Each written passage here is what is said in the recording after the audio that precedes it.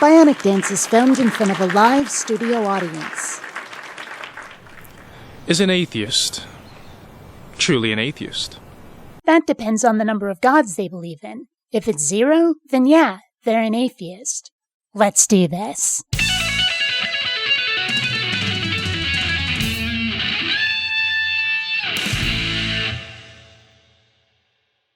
Greetings, fellow space travelers. Bionic Dance here. Having to define what makes someone an atheist gets kind of old after a while, but since so many people cling to definitions that do not accurately describe reality, instead being more of a statement of ideals and preconceptions, it remains necessary to repeat. Again. Still. When I first started, speaking to my friend who claimed he was a very strong atheist. And we was debating, talking about God and how he believed that God wasn't real and how I believed God was real, and he was asking me for proof and stuff like this and how the Bible was written by man, blah blah blah blah. But coming towards the end of the debate, I asked him, okay, so in your viewpoint, do you believe that when you die, when we all die, everybody who has committed such vile acts, everybody, the people that have raped, killed, murdered, the paedophiles, the banksters, the torturers, the adulterers, do you believe that if they go through their whole lives getting away with what they have gotten away with, that there is no justice at the end of that life when they die? And then he goes, no, I believe in karma, which is a Buddhist mentality, so therefore he's not an atheist, is he? He's not a strong atheist. Oh, really? Let's consult a reference source on that one, shall we? The law of karma operates independent of any deity or any process of divine judgment. Number of gods 0, still an atheist. The fact is that an atheist is not necessarily an advocate of or believer in a purely mundane universe. An atheist can believe in the wackiest magical shit, and as long as it doesn't include any deities, they remain an atheist. It's fairly reasonable that most atheists have come to their conclusions through logic, through science, through reason, through experience, but that is by no means a requirement. When you think about it, it is a very sad view. We die, and there's nothing else. Nothing else. So why doesn't an atheist just do whatever the heck they want to do? Like, why don't they? Because other people won't appreciate it, and will probably try to kick our asses for it. Is your God's judgment the only one that can ever matter to you? Because that's not a sad view. It's kind of a scary one, especially since you can allegedly ask forgiveness at the very end and get it. What's to stop a theist from going around murdering, stealing, and raping, and then going, whoops, my bad, sorry God, on their deathbed? Now that's scary. And deep down they have that moral compass. Right, they know what right and wrong is, therefore they just don't do what's wrong most of the time. But what is right and wrong, really? Many people don't agree, many laws don't agree, and many religions don't agree. Sure, there'll be some overlap, but who is to say which morality is correct and the other isn't? The way I see it, the only reasonable way to determine whether something is right or wrong is on what I call the principle of, ow, that hurts, quit it. Or to put it more technically, the intersection of the scale of with permission and without permission with the scale of hurts and doesn't hurt. If you do something to someone without their permission and it hurts them, you've strayed into wrong territory. While if it doesn't hurt and you have permission, that would be in the right. Now, if you've done something without permission but it helps, like getting a screaming child their shots, or if it hurts but you have permission, like 2 people doing some BDSM role-playing, then you can stray into some slightly ambiguous territory. But everybody has their own scale, their own standards for what does and doesn't hurt, and their own reasons for giving or withholding permission. As comforting as it may be for those who believe in a God, there is no one single universal set of right or wrong. Morality is nothing more than a lifelong improv act. The thing is with most atheists is that they just have a problem with the Bible, don't they?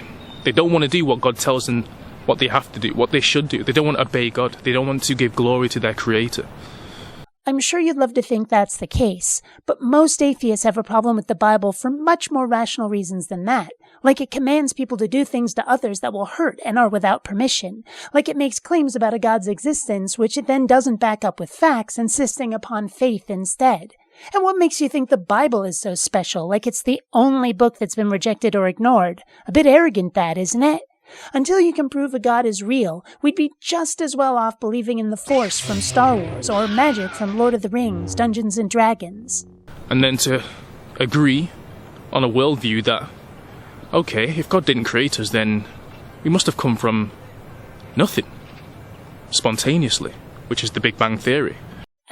No, not nothing. Do yourself a favor and look up singularity someday. I won't get into it here, save to say that all time, matter, and energy were infinitely dense prior to the Big Bang. And there are other competing hypotheses involving quantum mechanics and string theory. Point is, there's plenty of evidence for us to consider regarding pre-Big Bang existence. None of them involve nothing, and gods are superfluous to the equation. It always will be a theory, that's the thing, even though a lot of atheists may believe it to be fact. Again, we have to explain to someone that the scientific definition of theory and layman's definition are not the same thing. In science, a theory is about as close to fact as you're ever going to get. You're trying to say that the Big Bang is only a hypothesis. And frankly, you're one to talk whose religion actually flat out states that your God isn't going to show up, that we have to go by faith instead of facts. Please, get actual. So as much as an atheist may be like, oh yeah, you're religious nuts, blah blah blah, you guys are living in your own religion without even knowing it. Right? To deny the fact that there is a God is a religion on its own. It takes a lot of faith. It takes a lot of faith to do that. Not at all. Believe it or not, I'm quite open to finding out there is a God. I may not like it. I might go looking for the magic ring or flaming sword that could kill it. Or, who knows, we might become best buds. But if you showed me there was a God in a way I could verify outside of my own head, in a way that would survive a double-blind scientific study, I would become a believer. But religion requires faith, and that's why I don't believe. And I see how beautiful and intelligently nature is designed. And I can't deny that this has been created. If looking around and seeing something nifty is all it takes to believe there is a God, then George Lucas is God because of Star Wars. And think of just how much of nature is actively trying to kill other parts of it, including you, predators, diseases. I'm sorry, but you're gonna have to do better than that. You look at a monkey, I see an animal, you see an animal, but you really want to believe that we came from these animals? Why? Because science supposedly tells us so. Want to believe it. That's projection, because you obviously want to believe God is real. I'm not going to say that having evolved from a common ancestor with modern-day apes is flattering, but facts are facts, like them or hate them, and that's what we find from studying the data, evolution for more primitive life forms. You can be grouchy and disbelieving all you like, but if you did the study yourself and did it honestly, with integrity, you'd find the same thing. I've been speaking to a few atheists, to be fair, and a lot of them believe in something, whether they realize it or not. They believe in something else out there. They may not believe in the God of the Bible, but they believe in some divine nature, even though they believe that when we die there's no justice. So they can't really be truly atheists, can they? Because atheists believe that that's it. There's nothing in this world, there's no purpose to life, we're just here, and then we die. No, an atheist just doesn't believe in any gods. They don't have to have no belief in the supernatural, no matter how common that may be among atheists.